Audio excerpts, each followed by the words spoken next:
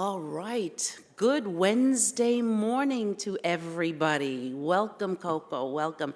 Everyone here is graciously welcomed to the 22nd year of sharing the legacy of the Entrepreneurship Lecture Series made possible by our cherished founder, Mr. Bernie W. Simpkins. My name is Dr. Nicole DiCaro, and I serve on the faculty here at Eastern Florida State College, and I'm the Entrepreneurship Coordinator as well. The presentation in store for you today is amazing and may be one of the most memorable. You will not be disappointed that you are here, and I look forward to your reactions when it's over. Very shortly, Mr. Jim Stovall will be speaking with you, and the topic of his presentation is, Yes, You Can. You means anyone, regardless of age, income, education, life experience. This remarkable gentleman will share with us the challenges that he chose to use as stepping stones that propelled him to do great things, not just for some people, but for an entire nation. Yes. Before we listen to Mr. Stovall, however, please show your love for the founder of the Bernard W. Simpkins Entrepreneurship Series and former chair of the Eastern Florida State College Foundation, Mr. Bernie W. Simpkins.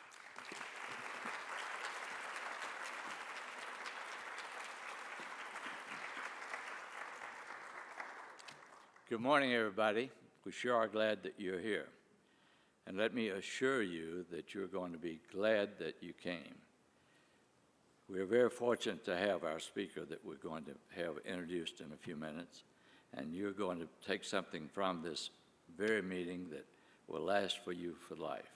So sit back, relax, enjoy it, and be glad you came. I'm glad you came. Is Randall Garland here? There he comes. Come on up, Randall. And while he's coming up, I'll tell you a little bit about him.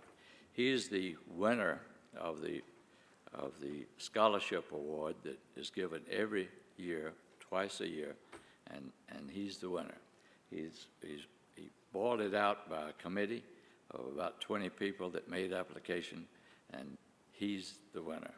Randall Garland is 23 years young. He is currently enrolled at Eastern Florida State College and will be receiving his AA degree at the conclusion of this spring semester. 2 years ago, he co-founded a business with his closest friend of 10 years.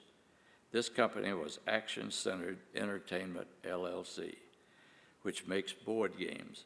His love of creating things that make people smile can be traced back to his parents, who instilled in him from a young age that a home without laughter is not a home at all. He hopes to continue to make people smile with his creations, and with his degree, he is pursuing clinical psychology at Eastern Florida State College. Congratulations, Garland. Thank you, sir.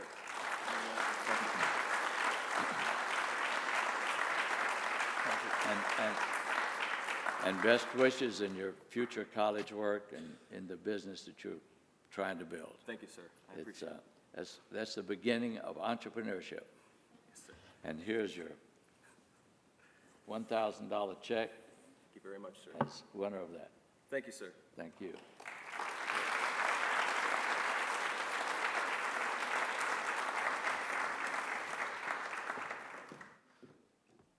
On January 23rd, 2012 was a special day. Dr. Jim Ritchie was named to the position of college president. A true visionary, and he is a true visionary, Dr. Ritchie immediately began expanding and transforming the academic mission of the college to include offering four-year bachelor's degrees in the field of business, healthcare, and computer information technology, among other degree and certificate programs. His dedication and commitment to students and community is awesome as he continues to seek relevant programs to provide graduates with in-demand jobs while contributing toward raising the quality in workplace community. The future of Eastern Florida State College and community could not be in better hands. Please show your love for the president of this college, Dr. Jim Ritchie.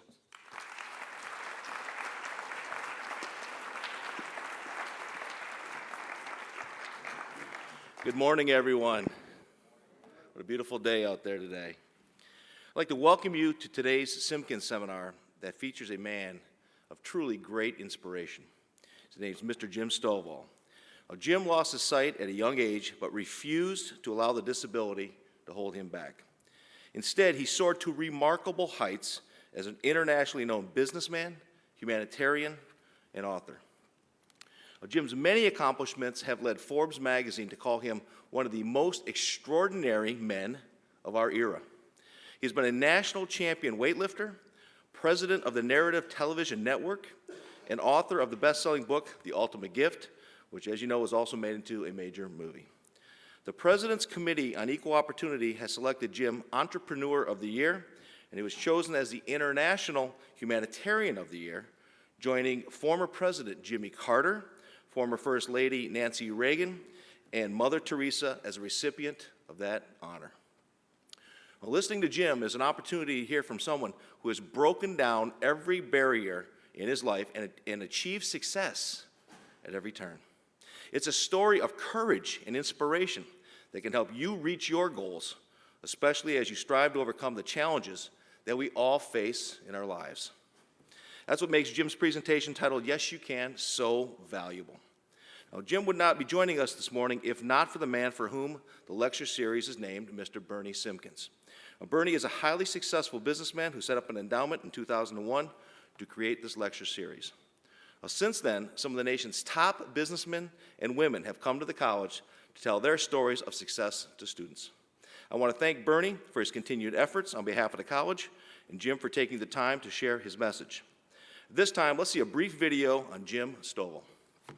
If you're standing here now, it means that not only have you succeeded in receiving all of my gifts, but have done so beyond the boundaries that I have set. Wow.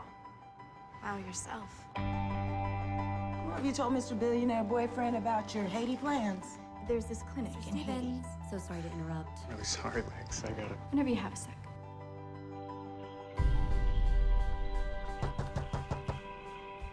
She's gone, Hamilton. I'm sure she didn't just decide to move on a whim. Yeah, well, if you've not noticed, I've been a little busy at the foundation. The 12 gifts that your grandfather taught you, any idea where they came from? No. Well, you're about to find out.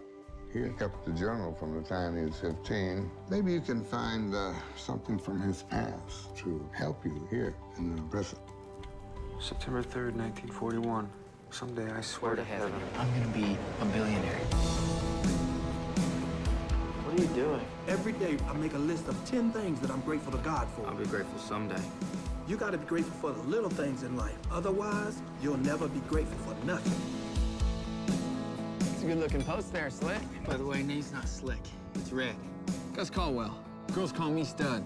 I'm gonna stick with Gus. I wanna know everything I can about how to be successful, just like you are. Success takes a lot of things, son. A lot of things working together. I'm not gonna let you do this. How can I ever be worthy of getting my share if I'm not willing to go fight for it? Hey, Slick, stay with me. Red, looks like this one's dry. I don't want to hear that.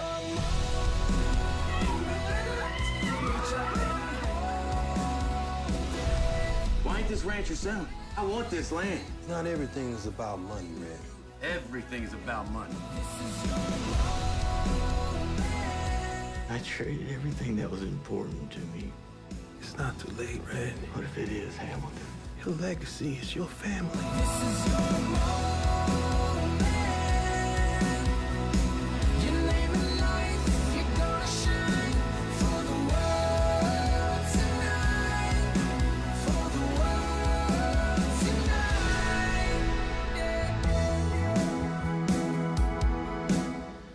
Ladies and gentlemen, it is my distinct privilege and honor to introduce to you Mr. Jim Stovall.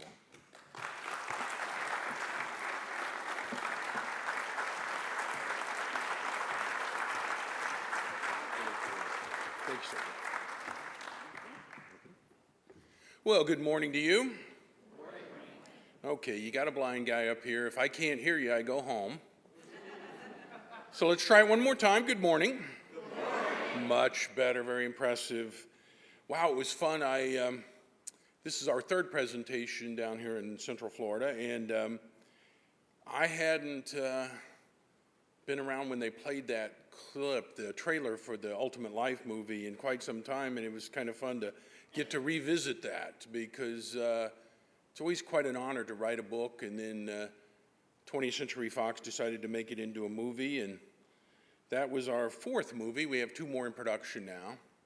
And if you get a chance to see The Ultimate Life, you'll enjoy James Garner and Brian Dennehy and Peter Fonda and Lee Meriwether and all the great stars and the Academy Awards and all that stuff. But if you see any of my movies, there's a brief scene in each of the films. It's cinematic excellence. It's theatrical magic is what it is. And there's always a scene with a limo driver, and the guy looks exactly like me.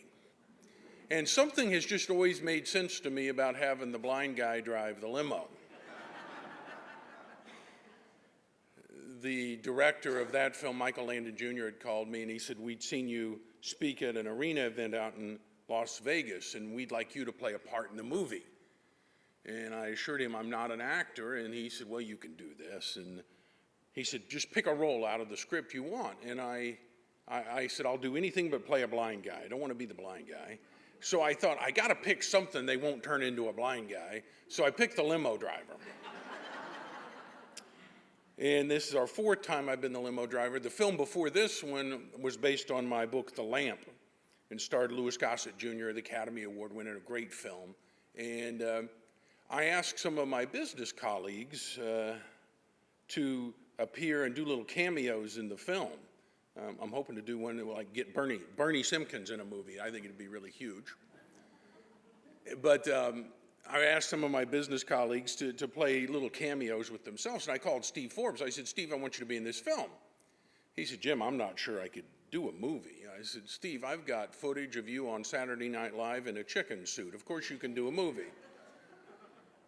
Well, he agreed to do it, and there's a little scene we shot in the Forbes building in New York. Well, it calls for me, the limo driver, to let our star, Jason London, out in front of the Forbes building. Well, it looks like I'm driving the car across Manhattan Island. You'll be happy to know I really didn't, and no one was killed or seriously injured during the process. Well, all that happens, they have a double, and he pulls up the limo, and he jumps out, I jump in, and I say my line to Jason. Jason says something to me, and I say some line, and I get out, and then the double drives away into traffic. So it's a really simple thing. Well, at the appointed hour, I got my lines right, and the director said cut, and I got out, and my double got in, and all he's got to do is drive out into traffic, and the director says action, and he pulls out into traffic and hits a cab. The man wrecks my limousine in front of the Forbes building in New York, and I turned to my partner and the director of that film, Tracy Trost, and I said, Trace, how much worse than that could I have really done? But hopefully you'll get to see that film as well someday, and you will indeed find out that Steve Forbes has absolutely no talent as an actor. I want to thank Mr. Simpkins for inviting me to be here. You know, I speak at, probably 50 arena events and conventions each year across the country, maybe more. And sometimes you're invited in by somebody you just really connect with. It happens a few times a year, and that happened when I met Bernie Simpkins. I feel like I met a friend that I've known a long time, and it's an honor to be here and be a part of his lecture series in the facility he built, and I want to thank him and his daughter Jill, who was there last night and graced us with her presence here again today. Scotty for getting us around from here to there and doing all the things he does. I want to thank your administration and staff, faculty and students, and just everybody here who took the time to be a part of what we got going here today. And I fully intend to make it a transitional time for us all, and you will have not passed this way in vain. Each and every time I stand up in front of an audience like this, somewhere in the world, to share for a few minutes about some things I believe to be important, every time I do this, I'm always reminded of a time in my life when this was not possible. It was 25 years ago. That morning I woke up, I instantly realized I had lost the remainder of my sight, and I knew right then I would live the rest of my life as a blind person. And the thoughts and the doubts and the fears that came over me that morning a quarter of a century ago would be impossible to describe to you. I was 29 years old. I had never even met a blind person, and I didn't have a clue what I was going to do with the rest of my life. And the only plan I could come up with that morning involved moving into this little 9 by 12 foot room in the back of my house. And in my little room there, I gathered my radio and my telephone and my tape recorder, and that was my whole world 25 years ago. The thought of traveling millions of miles and speaking to millions of people in arena events, the thought of writing 30 books and having 4 of them made into movies with several others in production, the thought of running a television network with over 1,000 stations, the thought of writing a weekly syndicated column read by 4 million people on 3 continents each week, and the thought of even being here with you today was as foreign to me as going to the moon. I couldn't imagine it. So I sat in my little 9 by 12 foot self-imposed prison day after day after day, getting more and more depressed and more discouraged, and I'm quite certain I would still be there this morning except for one thing, and that is the fact that I literally ached for people like you to come and talk to. So I want you to know how much you have honored me by being here and giving me a chance to share a few thoughts that I hope will be beneficial to you. We've been doing a lot of these big arena events. You're on a 40-foot stage, 80 feet across, 12-foot drop in the beginning, right at there, and they always have you wired down so you can't move too far because you're on this big screen and people are watching you in the back of the arena on the screen, and so you can't get too far out of bounds. Well, today I'm not wired up to anything. I always like to warn the audience because sometimes I get to wandering around, and on a bad day I can wipe out 2 or 3 rows here. So at least you people down front, you want to pay really close attention. This may get more exciting than you had imagined. I have it on good authority from a noted theologian that if you die and appear in heaven at the pearly gates and you encounter St. Peter there, and he said, "How did you get here?" If you tell him you got run over by a blind Olympic weightlifter, I'm not 100% sure you get in. So please do be cautious today. When you live your life like I do as a blind person, and some of the most talented and gifted people in our field of business and movies and television and publishing, some of the best people are willing to dedicate their lives, and in my case, they dedicate their eyes, to making it possible for you to do what you do. You take every opportunity, including ones like this, to simply say thank you. I have the greatest team that travels with me to all the events across the country and around the world. But a couple times a year, I have the really special privilege that the schedules work out so my wife, Crystal, could join us. And she's with me here today and for the 3 events we've been doing down here. And it's really been a pleasure and a joy to have her with me. I met her when we were in college. And I was starting to lose my sight, and I couldn't read anymore. So the university hired students to read textbooks to me. Well, Crystal was one of those students. Well, shortly after I met Crystal, I went to the administration of the university and I said, "Look, we won't need anybody else. She'll be all we need at this point." And so we took all the same classes for the next 3 years of college, and we got combination degrees in psychology and sociology.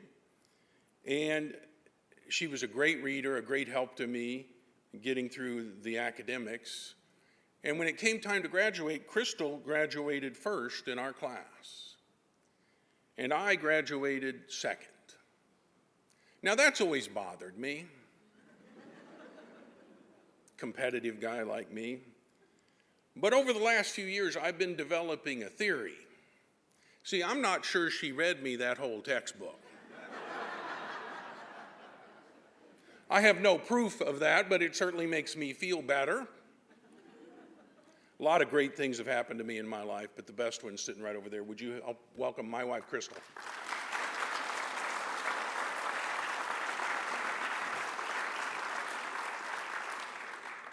Every time I give a speech, I always remember the first speech I gave after losing my sight. It's one of those experiences we all have that kind of keep us humble.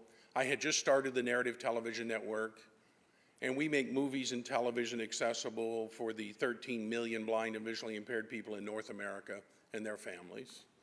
And we do this by adding an extra soundtrack to TV shows and movies, and it's available on your broadcast TV. You can get it in your home right now. There's a button on your television called Second Audio Program or Languages or whatever your particular model is, and you push the button, and you can hear the soundtracks that we create that go along with the TV shows and movies. Most of primetime major programming is available now, and it's free of charge. And I'm very proud of the service and our network partners that have made this possible and opened the world of movies and television and educational programming for blind and visually impaired kids going to school. And I had just started that company, and we were growing very, very quickly, and things were great. And then as an entrepreneur, something happens to those of us in business. No matter how well things are going, sooner or later, one day you wake up and you realize, I don't have a clue what I'm doing here. Now, if it hasn't yet occurred to you, you don't have a clue what you're doing here, it may have occurred to the people around you, you don't have a clue what you're doing here. Well, one day I woke up and I realized, there's probably no one in North America less qualified to run a television network than me. Well, that really bothered me. So I decided I'm going to hire a consultant. This should be avoided whenever possible, but I didn't know that. In fact, I was so paranoid, I hired 2 consultants. I went out to Los Angeles and I hired 2 entertainment industry business consultants. Now, this was in the late 80s. You could tell these guys were entertainment industry business consultants because they had both the briefcase and the ponytail. Very important in our business. You got to have the briefcase and the ponytail. And I paid these guys an inordinate amount of money to come to our studios and offices there in Tulsa, Oklahoma, which you do know is the entertainment capital of the world. And I paid them to come and tell us how to run this network we were already running quite successfully. Well, they wandered around the studios and the offices for several days and pretty much annoyed everybody in the building. And then they came into my office for the report. Consultants are big on the report. And they said, Jim, you're new to the television industry, but as the founder and president of this network and as the host of some of our on-air programming, it's expected of you, Jim, it's incumbent upon you to get out and meet all of our station managers across the country. Well, we have over 1,000 of them. And as I told you, I was just a little ways out of that 9 by 12 foot room. I could kind of stumble out of my house in the morning, fall into the back of a limo, ride to the office, and stumble around there all day and reverse the process in the evening. But when they told me they wanted me to go to 1,000 different towns and cities and meet these station managers, I said, guys, that isn't going to happen.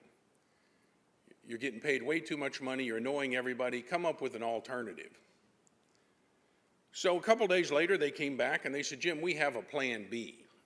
I said, tell me about this plan B. And they said, Jim, based on your experience as an Olympic weightlifter and based on your success in business, Jim, we believe we could book you into arenas and convention centers all across the country as some kind of motivational success business speaker. And then we could invite our station managers in on a regional basis to meet you. And that way, Jim, we will kill 2 birds with 1 stone. Now, I never was totally sure why these guys from LA like to kill birds with stones, but apparently it's a really big thing out there. In fact, the next time you're ever over on the left coast, remember, the more birds you can kill with the fewer stones, the better they like it. Well, that's when I asked the question that gets us all in trouble here in the new millennium. I said, when would I have to start? Because I suspect my schedule's a lot like yours in that I don't know what I'm doing this morning after this program. So when they told me, Jim, they booked these big arena events at least 6 months in advance, you wouldn't have to do anything for 6 months. Well, I'll agree to anything 6 months from now. It doesn't matter what it is. In fact, if you're getting up a group to swim the English Channel or climb Mount Everest in the fall or something, go ahead and just sign me up today. I'll agree to anything 6 months from now. It doesn't matter what it is. I said, fine, I'll do it. Get out of here, leave me alone. Well, what seemed like a few days, certainly no more than a few weeks later, they come back down the hall to my office and they said, Jim, it's time to go. Like one of those bad prison death row movies, you know. Blind man walking. They said, Jim, it's time to go. I said, go where? And they said, it's time for you to make one of those speeches you promised us you'd make. I said, you clowns told me I had 6 months. They said, Jim, trust us, it's been a full 6 months. You see, they always lie to the blind guy. And they think they get away with it. And they do get away with it. I just like to let them know that I know they get away with it.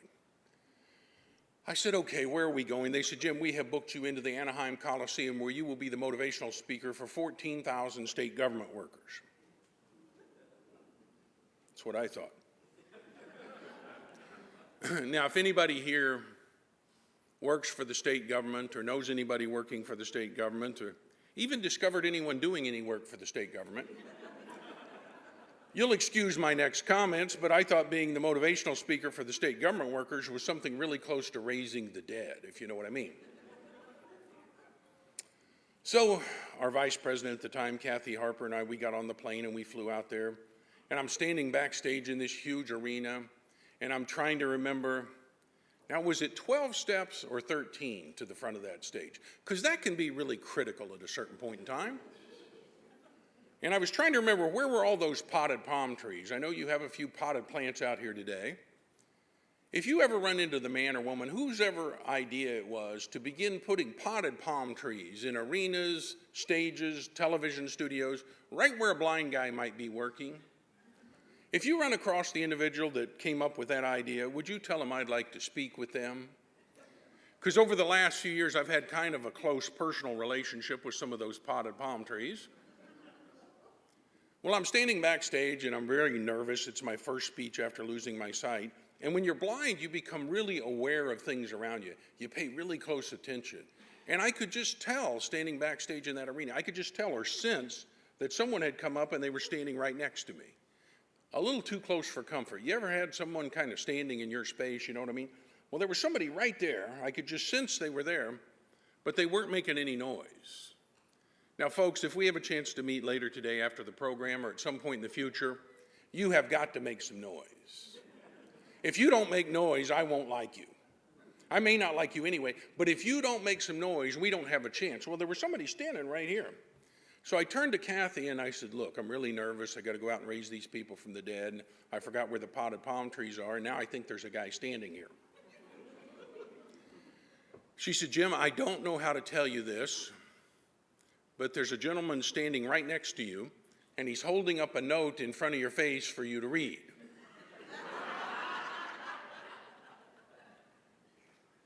I said, what does this note say?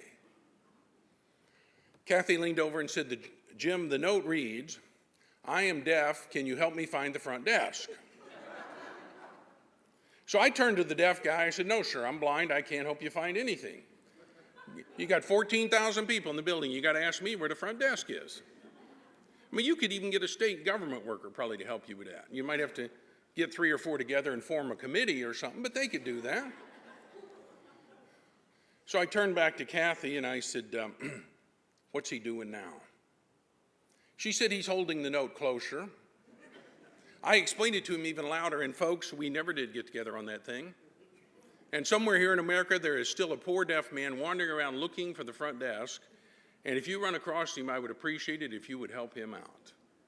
Well, that ends the deep intellectual academic part of my remarks today. I like to get the heavy stuff out of the way right up front. Ladies and gentlemen, there are 2 things, and really only 2 things I want to make very sure you know when you leave this place that you may or may not have known when you came in. And if you know these 2 things, as you leave here, I will feel as if I have accomplished my mission. What you do with them is quite simply your mission.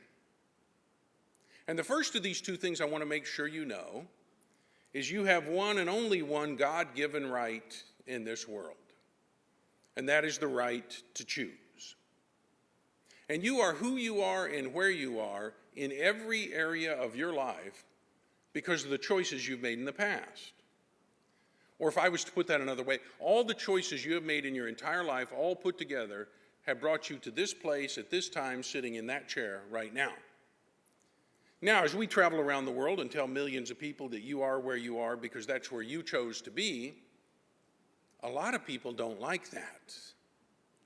Because we have become a society of people that loves to blame the other guy. So when I show up and say you are where you are because that's where you chose to be, people will say things to me like, Jim, I know I'm not reaching my goals. I know I'm not pursuing my calling. I know I'm not achieving my destiny, Jim. But if you knew my wife, or if you'd met my husband, you would know why I'm failing. Or my boss is an idiot and the taxes are too high and the weather's too hot. And besides that, Jim, I'm a middle child.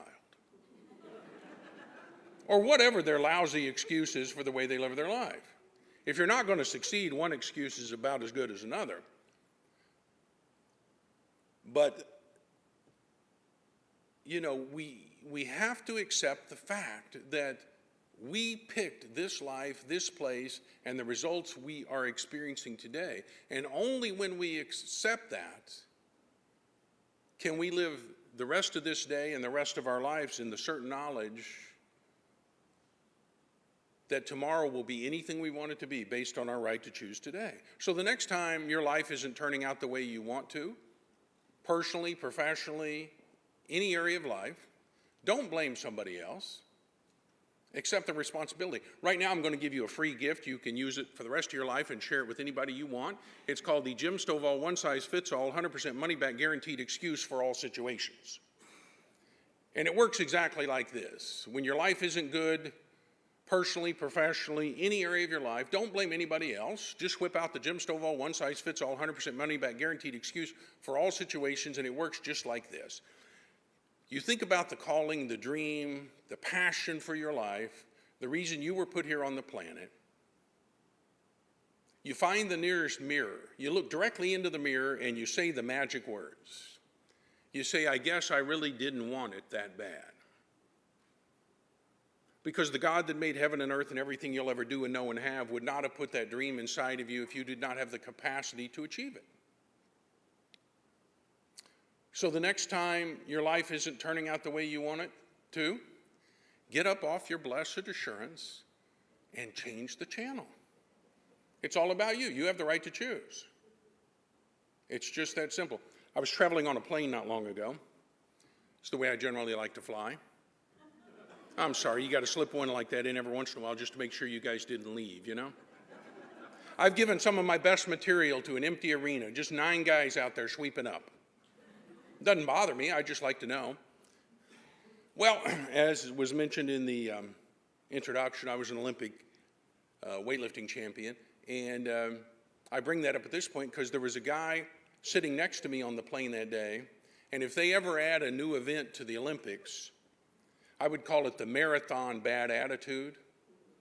If they ever have that world competition to see who has the worst attitude of any single individual on the planet, this guy sitting next to me on the plane that day, he'll have a gold medal too. He had the worst attitude of any single individual I've ever met. Quite an accomplishment. You just don't wake up one morning and have an attitude as bad as this guy. I got on and stuck my hand out, introduced myself. He mumbled something. And then he said, I don't like this airline. My seat's not comfortable. I don't like the airport we'll be connecting through, and I don't like our final destination. I don't think he liked me, but we didn't get that far into the conversation.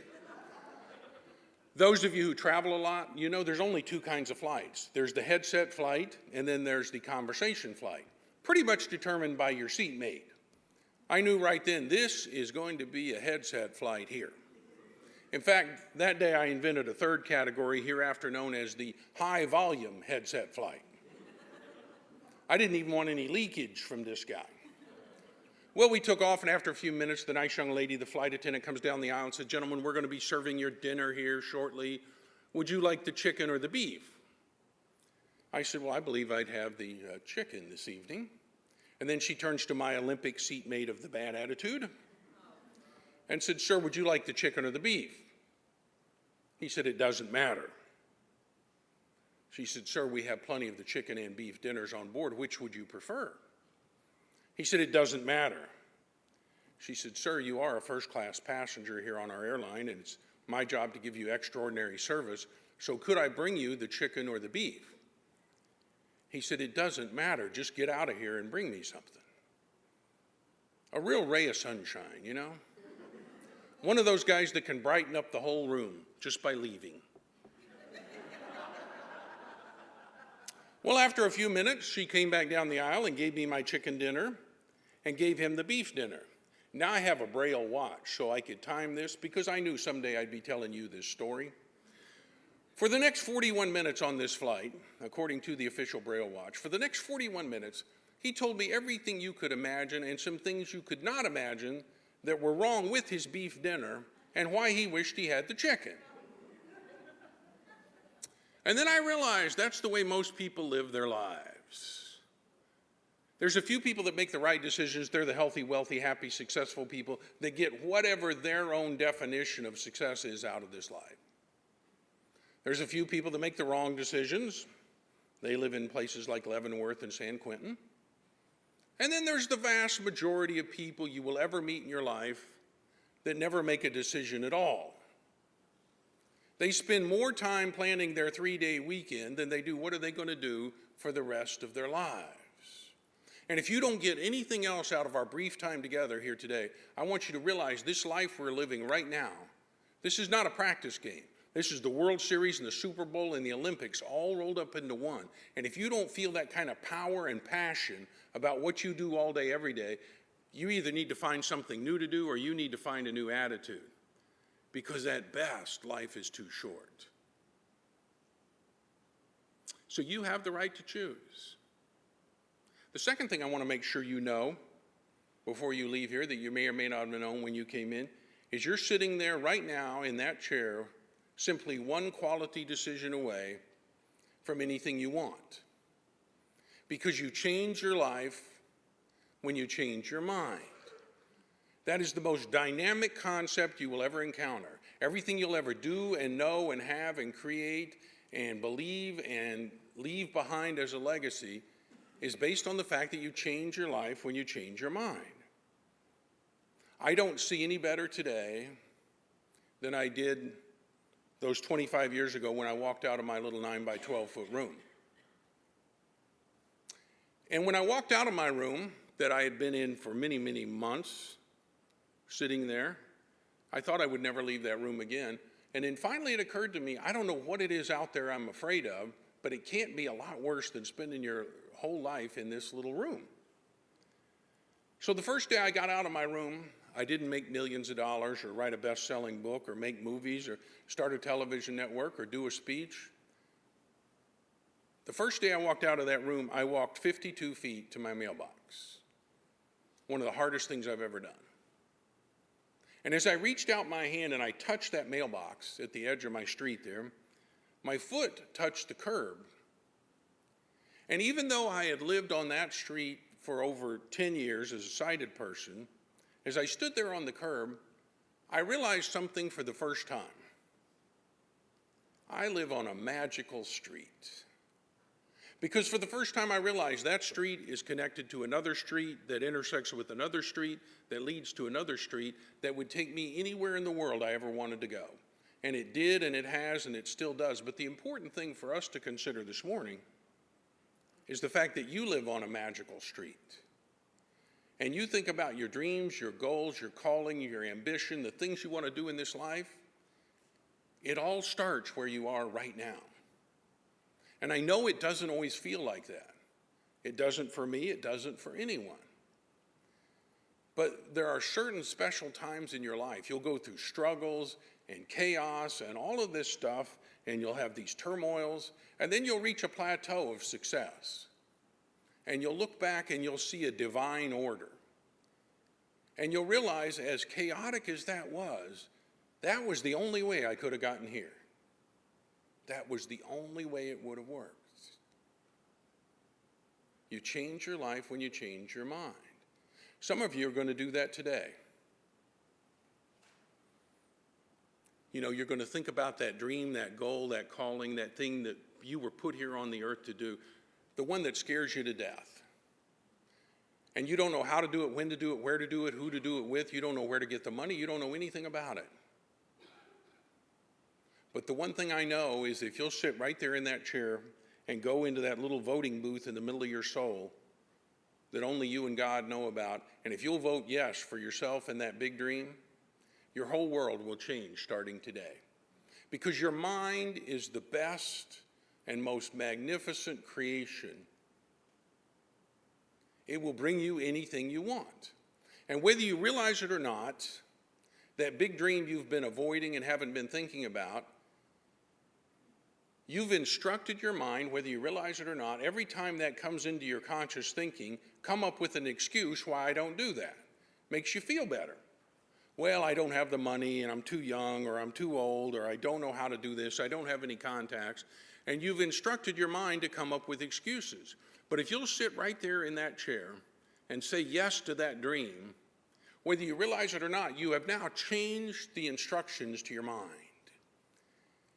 And you've told your mind, quit finding me excuses and find me a way to make that happen. And some of you are going to do that today. You're going to say yes to the big dream. 20 years from now, you'll remember today. You won't remember me or anything I said, but you'll remember that's the day I said yes to the big dream. And it will change today, because you'll quit finding excuses and you'll start finding solutions, and you'll change the world. Now, people around the world, they always ask me, Jim, if it's that simple, if all I got to do is exercise my right to choose and make a quality decision and change my life by changing my mind, why do so many people fail? Well, it's what I call the spider monkey syndrome. The spider monkey syndrome. Now, this is the deep academic part of my remarks today. So if someone around you looks a little slow, you may need to help them through this. And if everybody's looking at you, never mind. Spider monkeys are little tiny primates. They're about 6 inches tall, and they look more like human beings than any other monkeys. And spider monkeys live in the tallest trees in the most dense jungle in the Amazon basin in South America. And for years, they tried to capture the spider monkeys. They wanted to ship them back to America and sell them to us as pets. That's our reputation around the world if you've traveled internationally. They don't always love us all the time, but they love our money, and they figure if you can capture it and ship it, the Americans will buy it. So for years, they tried to capture the spider monkeys. First, they tried to shoot these giant nets up into the forest, into the jungle canopy. But spider monkeys are too small and they're too fast. They could slip through or run around the nets. So next, they tried to shoot them with these tranquilizer dart guns. But they're too high up in the trees, and there's too many leaves and branches in between, and they were frustrated in every attempt to capture the spider monkeys until a native showed up and told them how to do that. And I'm going to share that with you here this morning. So when you go back to school or back to work or back home and somebody says, "What did you learn from that weird blind guy at that meeting?" You tell them, "I learned how to capture a spider monkey." Now, it may not seem like a big deal to you right now, but if there's an outbreak of these in your neighborhood, you'll be the only one on your block knows how to take care of it.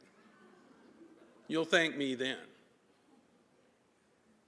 And the way you capture a spider monkey is you take one peanut and you put it inside of a clear glass bottle, and you set that bottle at the base of a tree, and you leave.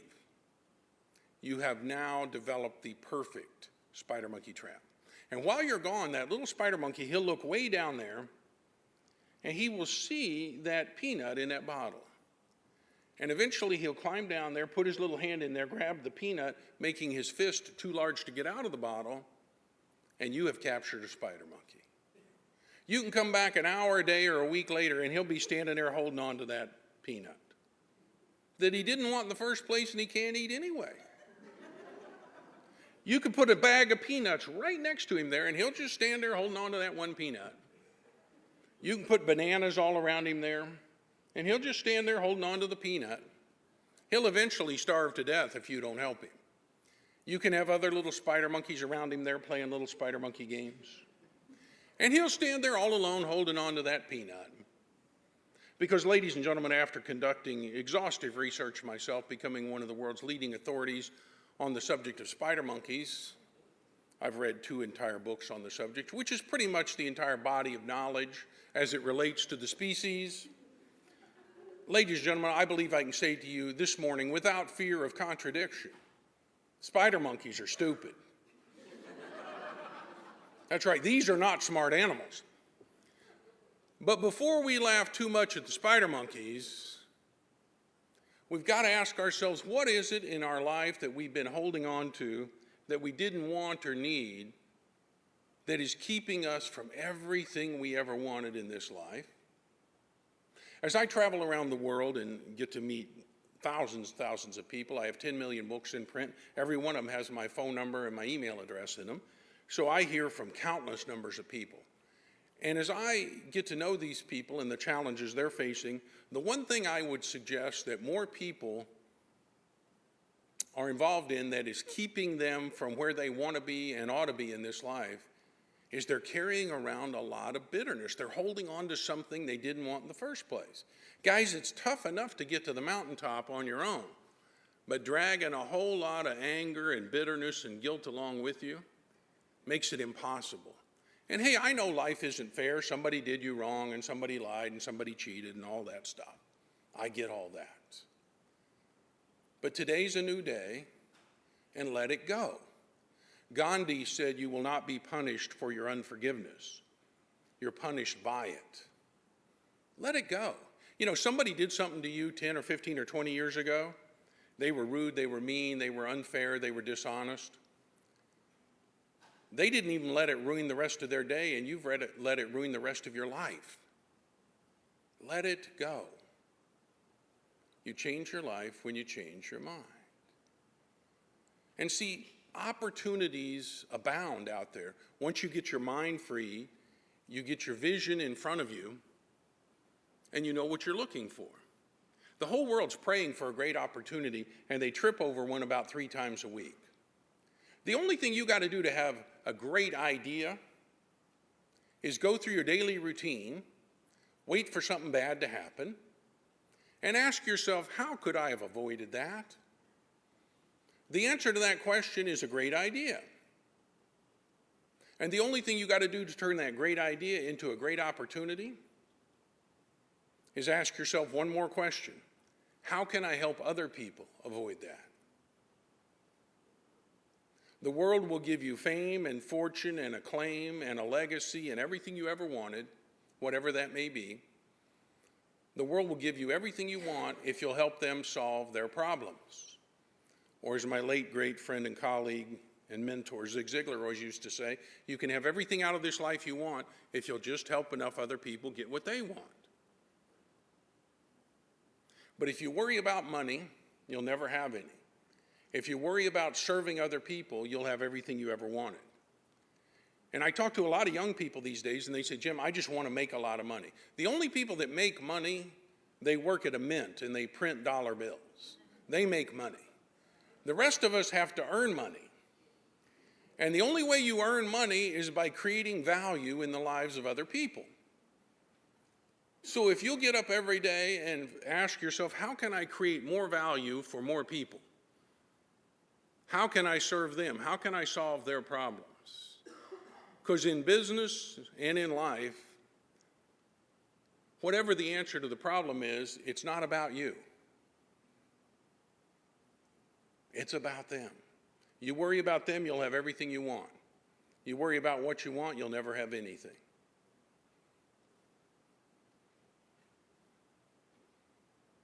And those miraculous, magical days happen all the time.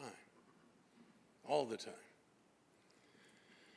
When I was a young man, I had one dream, one goal, one ambition in life. I was going to be an All-American football player and then go in the NFL and make my living as a pro football player. And the scouts and coaches assured me I had the size and speed to do that. And life was great. I didn't study. I didn't do anything. I was just going to be an NFL football player. And then one year during a routine physical, to go play another season of football. See, every year before you go play football, they make you get a physical exam so they can assure themselves that you're healthy before they take you out and try to kill you.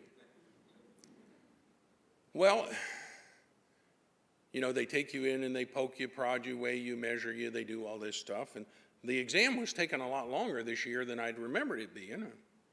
Finally, a second doctor came in and he ran some tests, and then a third doctor came in and he ran some more tests. And eventually the 3 doctors took me down a long hall and they sat me down at a table and they said, Jim, we're not sure why and we're not sure when, but we do know that someday you're going to be totally blind and there's nothing we can do about it. And your whole world just stops right there.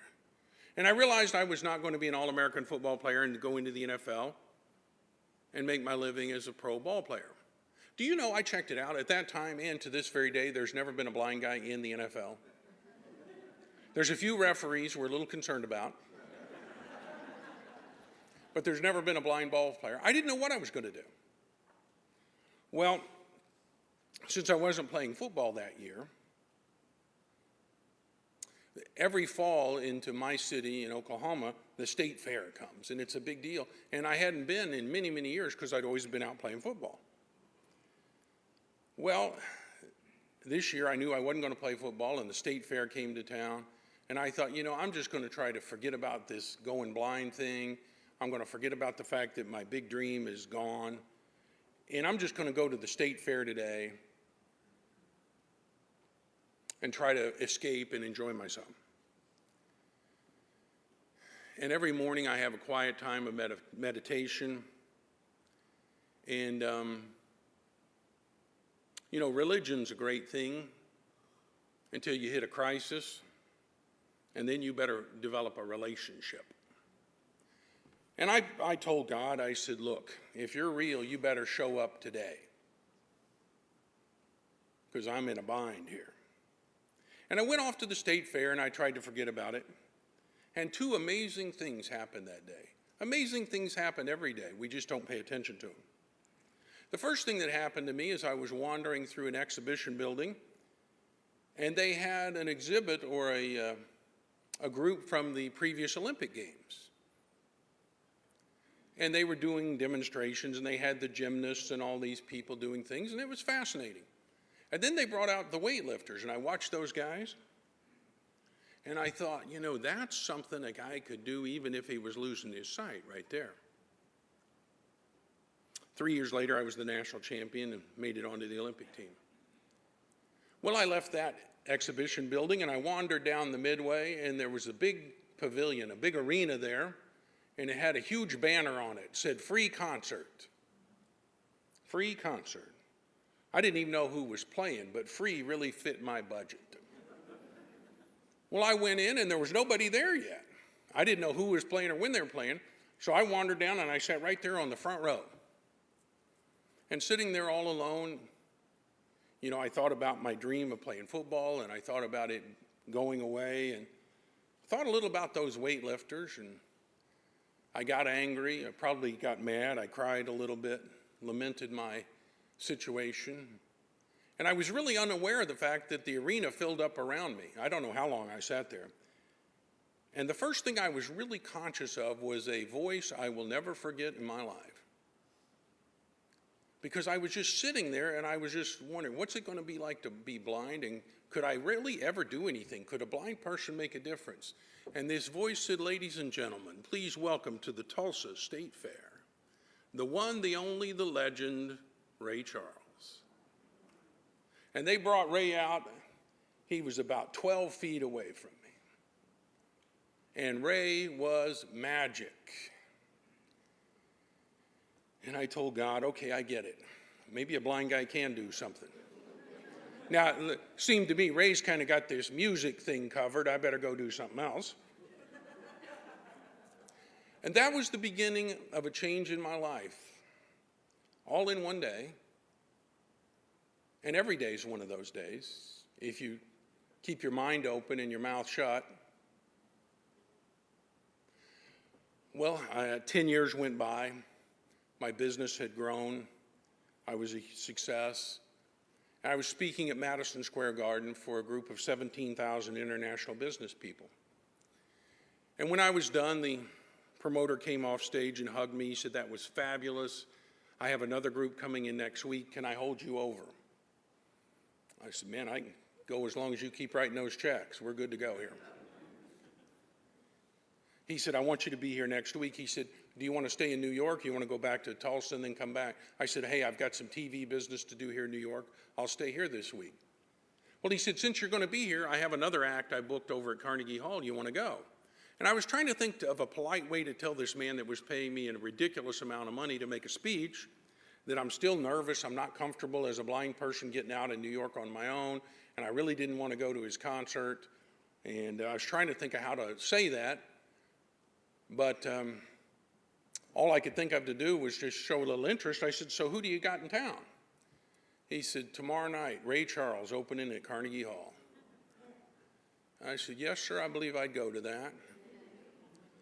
And there I was sitting on the front row again. They brought Ray out. Ray was magic. And the promoter said, Jim, just wait here after the show, and I'll take you backstage. You can meet Ray. What a great experience. So we go backstage, and he says, just wait a minute. Ray's got to sign a couple more autographs. I'd been blind for almost 10 years then. I didn't know you could write. So I said, how does Ray write? Well, he heard me. He said, who said that? I said, well, Ray, my name's Jim Stovall. I'm blind too, and I didn't know you could write. He said, son, anybody in your life ever thinks enough of you to want your autograph, the least you can do is learn how to write your name. Kind of ticked me off, actually. I said, well, old man, you're going to have to show me. He said, sit yourself down here. And I sat down, and he traced it out and showed me how he could write his name, and we traced out my name. And it was 4 or 5 years before I could write anything other than Jim Stovall and Ray Charles. That's all I knew how to write, Jim Stovall and Ray Charles.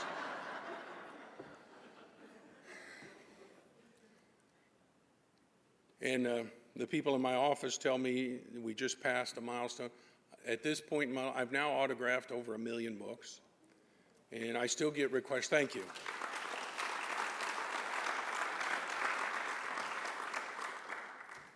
I still get requests from time to time to sign a Ray Charles, so I still do. And one of the last 3 or 4 shows he did was in my hometown. He played at the Performing Arts Center in Tulsa, Oklahoma, and I got to go see him one last time. He was magic. And I remember him saying, you know, you ever think about what an angel looks like when you get to heaven? I said, I don't know. I said, what do you think they look like? He said, probably these white fluffy things or something. I said, Ray, all I know is the angel that came in my life. The only thing I can say is angels probably look a lot like Ray Charles, because you were there when I needed you, man. And those miracles come every day. And I encourage you, as often as you can, wake up in the morning, be thankful for everything, and then go out and look for the magic, because it's there. It's there. Look for the magic. When I was a little kid, I'm my parents' 3rd child. The first 2 passed away. I had a brother that had a lung disorder, and my sister had leukemia. And those of you who've seen the Ultimate Gift movie and the part I wrote for Abigail Breslin, the little girl dying of leukemia, that was not a fiction. That was my sister I wrote about. And because my parents were taking my sister all around the country to get medical attention and do all those things, I had to spend a lot of time with my grandparents. And I guess I had a bad attitude. I don't know, I was just a little kid, and I was away from my dog and my friends and my toys and everything. And so my grandmother said I would complain a lot. But I remember she came in one day and she said, now we don't complain here in this house until you filled out your golden list. Once you fill out your golden list, you can complain all you want. And I said, what's a golden list? She said, you got to write down 10 things you're thankful for. She said, you write down 10 things you're thankful for, and you can complain all you want. Well, that's been over 50 years since she told me that. I still do it every day. And I defy you to write down 10 things you're thankful for and go out and try to have a bad day. It's just impossible. Well, for the last 20 years or so, I've been traveling the country on a torturous thing they politely call a book tour. Now, if you haven't already made this mistake in your life, don't ever write a book.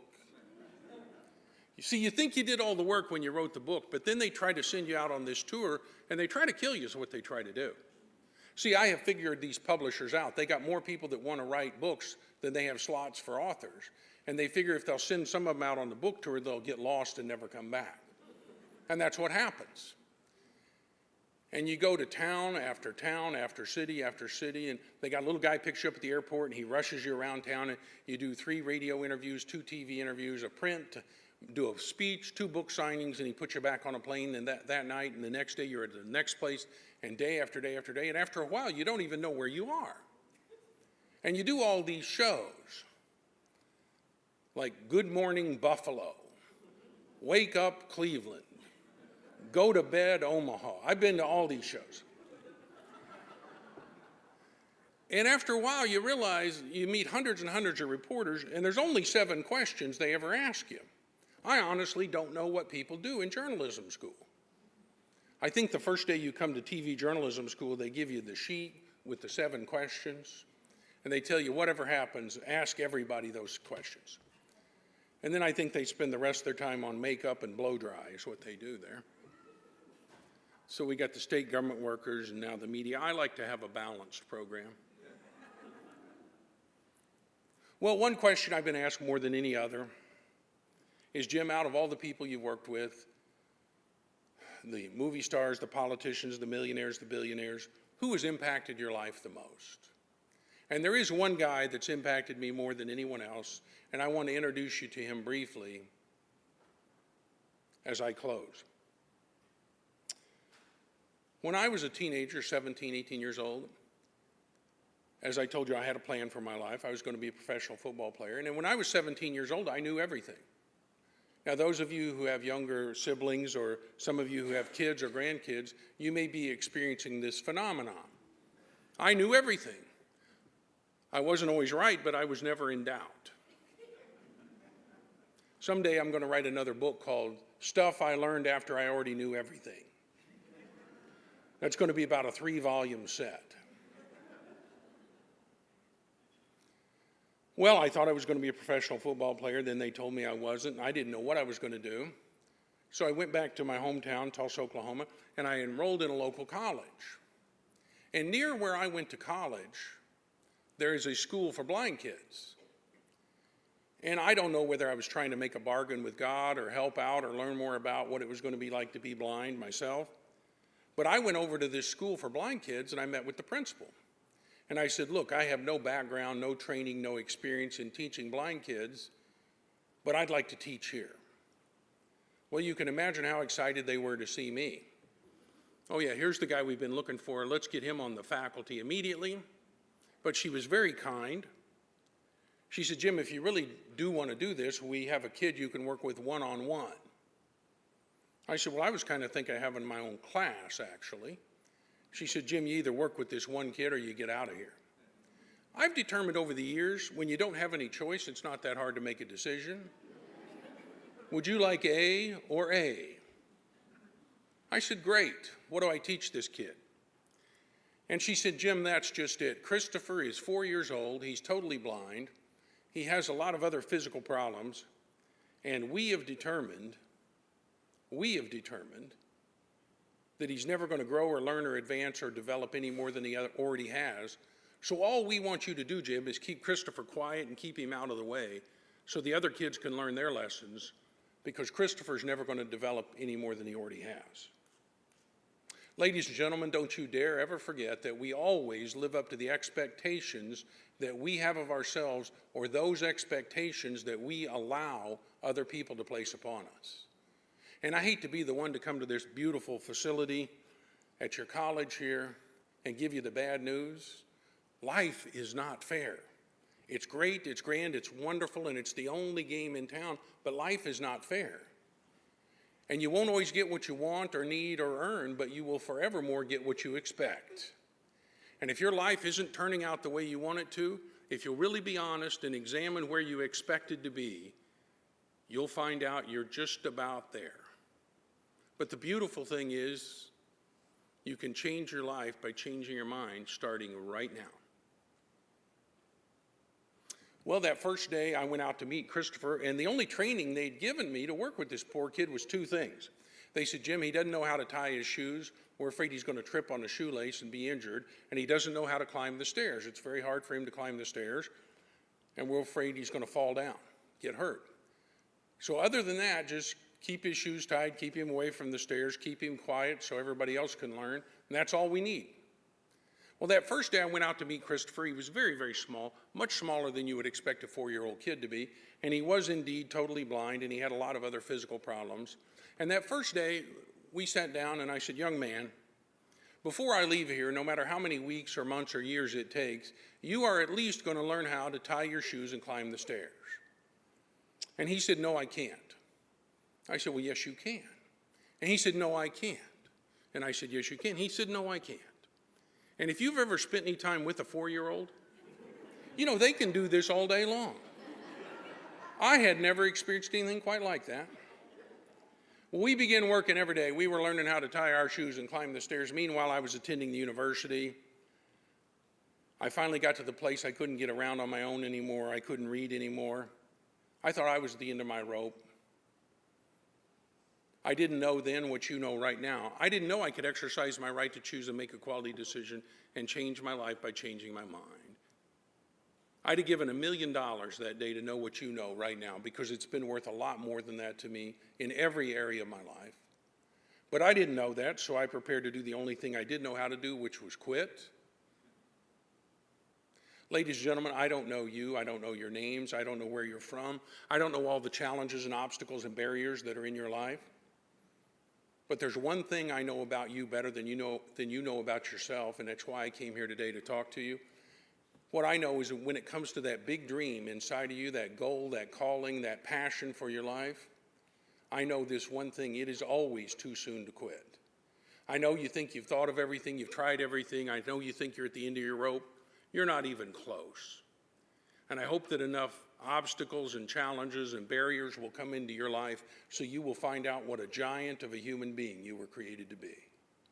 But I didn't know any of that, so I prepared to quit, and I went over to the school for blind kids and got there early, and I met with the principal. I said, look, now I'm going blind myself. I can't come here anymore and work with Christopher. I don't know what I'm going to do, but I can't make it. This will have to be my last day.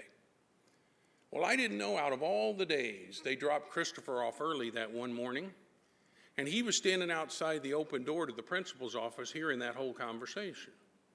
So when I went out to tell him goodbye and tell him I loved him and tell him I hope someday somebody else would show up and spend some time with him, he turned to me and said, yes, you can. And I said, no, I can't. He said, yes, you can. I said, no, I can't. He said, yes, you can. And as I was preparing to explain to this ignorant, uninitiated, obnoxious 4-year-old kid, hey, kid, this is different. This is not like tying your shoes. This is like going to a major university. As I was preparing to explain my own failure to him, it hit me like a ton of bricks. Stovall, either get up and do something with your life or quit lying to the kid. Because if it works for tying your shoes, climbing the stairs, and finishing college, and creating lives and careers and legacies that are worthy of you and worthy of your best efforts.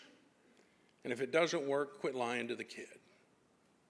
3 years later, I graduated from that university with honors, and that same week, I had the privilege of my life with what little vision I had left. In fact, one of the last things I ever really remember seeing was then 7-year-old Christopher climb 3 flights of stairs, turn and sit on that top step, and tie both of his shoes. And that's the person that's impacted my life the most. It's not the movie stars and the athletes and the millionaires and the billionaires. It's a 4-year-old child that came into my life for 3 years to teach me the unadulterated wisdom of the ages, which is quite simply this: when it comes to that big dream inside of you, the answer is never can you, the answer is will you. The dream would not have been put there if you did not have the capacity to achieve it. So the question is not can you, the question is will you. And if it was just you, I wouldn't worry so much about it. But somehow in the process of losing my sight, I got a vision of who I could be. Sight's a precious gift. It tells you what's around you and what's going on. But vision tells you where you could be and what's possible. And if I had my sight today, I would see you sitting out there in your chair. And I don't, but I do have vision. And I visualize you. Some of you aren't just sitting there alone. There are hundreds and thousands, and in some cases hundreds of thousands of people sitting behind you. And those are the people who will never have an opportunity to be everything they're meant to be in this life if you don't do what you're supposed to do. About 6 weeks after that miraculous day, when Christopher climbed the stairs and tied his shoes, Christopher died of a brain tumor, which was the condition that had caused him to lose his sight in the first place. And as I was attending his funeral, one of the teachers said to me, you know, isn't it a shame we'll never know what he could have done had he been given a full life? I said, wait a minute, hold the phone. The kid has made his contribution because anything I do from this day forward, I owe to the kid. They tell me now I have shared that story with over 4 million people live, just like you and I are talking now, and many of them have done what a few of you are going to do today, which is use Christopher's example as a platform to examine your life, your goals, your dreams, your ambitions, exercise your right to choose, make a quality decision, and forevermore change your life by changing your mind. If not now, when? And if not you, who? Because when Christopher died, it was like he had a will. He left me a few things, and I will leave them with you as I close. Christopher left me with the certain knowledge there's no such thing as an insignificant person. If God had ever created an insignificant person, it would have been Christopher. His whole biography would read, lived to be 7 years old, learned how to tie his shoes and climb the stairs. That was everything he had to recommend him, but he has changed the lives of millions of people. Christopher left me with the certain knowledge there's no such thing as an insignificant relationship. They're all critical, they're all important. You know, there are people in your world, your friends, your colleagues, fellow students, faculty members, neighbors, family members. Some of them, they're at the end of their rope. They're trying to decide whether or not their dreams can come true. And in the final analysis, they won't do what I talk about or write about or even make movies about. They'll do what you do. And when you really understand that interconnectivity, the way we're all put together in this world, you'll understand that you don't have the right for one day or even one moment to be anything less than the best you can be. And you'll understand that mediocrity is the most selfish pursuit of any human being. Christopher left me with the certain knowledge there's no such thing as an insignificant day. There is no such thing as an insignificant day. You take it from a guy who thought he would spend the rest of his days, including this one, in a 9 by 12 foot room. It's just a joy to be here. And finally, Christopher left me with the certain knowledge there's no such thing as an insignificant moment. Because every moment of every day of the rest of your life, including this one right now, holds within it your key to greatness. Regardless of what's happened to you in the past, regardless of where you've been, regardless of who did what, every moment holds within it your key to greatness, which is your ability to sit right there, exercise your right to choose, make a quality decision, and forevermore change your life by changing your mind. Don't miss this opportunity to do that. I want to thank you for this chance to be here with you and be a part of this wonderful event. I want to thank again Mr. Simpkins and all the people involved in the organization and everybody here at the college. Because I remember sitting in my little 9 by 12 foot room on a morning much like this, and sitting there broke and scared and in the dark, the most magnificent thing I could have thought about, the most amazing idea I could capture, the most tremendous concept I could conceive, was not as special to me as getting to spend this hour with you. So I thank you very much, and as always, I will leave you with this. Hold on to your dreams and stand tall, even when those around you would force you to crawl. Hold on to your dreams as a race you must run, even when reality whispers you'll never be done. And finally, my friends, hold on to your dreams and wait for the miracles to come, because on that miraculous day, your dreams and your reality will merge into one. I love you more than I can say. See you next time. So long. Thank you very much.